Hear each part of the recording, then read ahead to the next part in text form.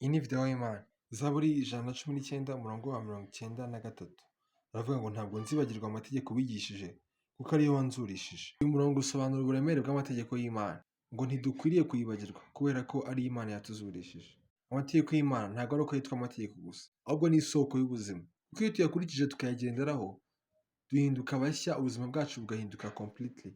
Imiryango yacu ikabibona, inshuti zacu zikabibona, ahantu hose tunyuze bakabona ko twahindutse. Umuntu wese wakijijwe akava mu byaha, iteka ryose iyo avuye mu kintu kimwe cyo gukora ibyaha agahinduka umukristo, abantu baramutangarira. Bamwe bakavuga se uyu ni wa wundi?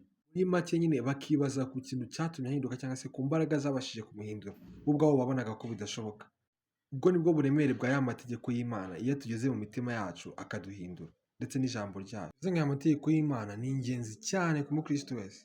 Umuntu wese wizeye Imana akanayikurikira, ntibyitwe ku izina gusa, ahubwo afata amategeko yayo ayafungire ku mutima we kugira ngo abashe kuyakurikiza, bityo bizamurinde gucumura ku Mana. Shalom.